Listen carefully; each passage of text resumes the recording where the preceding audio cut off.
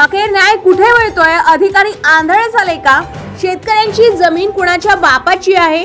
गरीब शेतकरी न्याय मागतोय पण सरकार गप्प का? भंडारा साकोली तालुका केसलवाडा येथील गरीब शेतकरी विलास मारुती सुखदेवे यांनी आपल्या वडिलोपार्जित वर्ग 1 जमिनीवरील अतिक्रमणाविरोधात आता आग पेटवली आहे। 7 ऑक्टोबर पासून ग्रामपंचायत कार्यालयासमोर आमरण उपोषणाला बसलेला हा शेतकरी प्रशासनाच्या बेजबाबदारपणावर थेट हल्ला चढवतोय। शेतकरी सुखदेवे यांचा आरोप आहे की ग्रामपंचायतीने माझ्या जमिनीवर बेकायदेशीरपणे अंगणवाडी आणि शाळेचे बांधकाम केले आणि आता त्याच जागेवर घरकुलांसाठी परवानगी देत आहे। माझी जमीन संपवून गाव बांधला आणि आता माझ्याच अंगणात दुसऱ्यांना जागा वाटली जाते। सन 2008 पासून हा खटला प्रलंबित आहे पण अधिकारी मात्र कानावर हात ठेवून बसलाय। सुखदेवे यांची मागणी स्पष्ट आहे, अतिक्रमण हटवा अन्यथा मला त्याच मूल्याची जमीन द्या। पण कुणाच्याही कानावर जणू पडलंच नाही।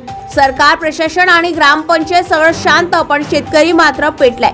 सुखदेवे यांनी आता रास्ता रोको आंदोलनाचा इशारा दिलाय। जर न्याय मिळाला नाही तर रस्ते पेटतील, गाव उठेल आणि प्रशासन जबाबदार असेल। गावकऱ्यांमध्येही असंतोष वाढलाय। प्रशासनाच्या निष्क्रियतेमुळे केसलवाड्यात संतापाचं वातावरण निर्माण झालं असून ग्रामपंचायत समोर शेतकऱ्यांच्या लढ्याला लोकांचा पाठिंबा मिळत आहे। एकीकडे सरकार शेतकऱ्यांसाठी हितासाठी बोलतंय आणि दुसरीकडे शेतकऱ्यांच्या जमिनीवरच अतिक्रमण होतंय।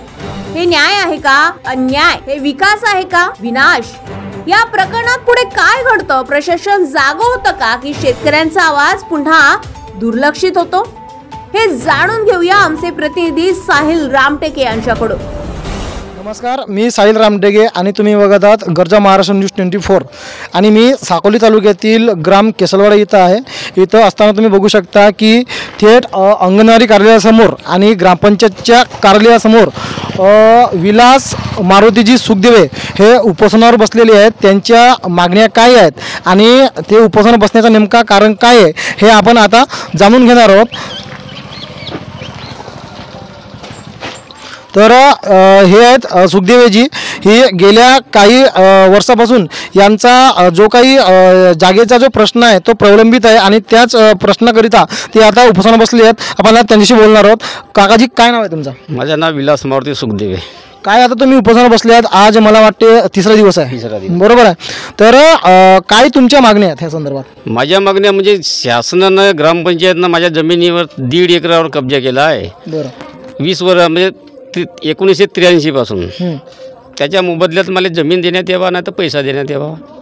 तुमचा हा जो संघर्ष चालला आहे तुमच्या हक्कासाठी, तुमच्या न्यायासाठी, तर काय वाटते आज किती वर्ष झाले तुमचा हा प्रश्न प्रलंबित आहे? भंडारा कोर्टामध्ये 20 वर्षापासून मी केस दाखल केली। त्याचा निर्णय अजूनसुद्धा त्याच कोर्टामध्ये आहे, लागलेलाच नाही। आज तिसरा दिवस असताना ग्रामपंचायत कार्यालय अतिक्रमणमध्ये आहे।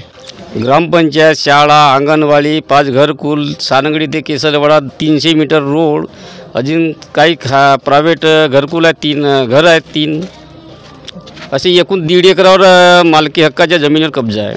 तुमची स्वतःची मालकी हक्काची जमीन आहे? वर्ग 1ची जमीन आहे, माझ्या वडिलोपार्जित शेती आहे। काय वाटते, समजा आता तुम्ही उपोषणावर बसले आहात, समजा तुमच्या मागण्या जर पूर्ण नाही झाल्या तर तुमची समोरची काय भूमिका आहे?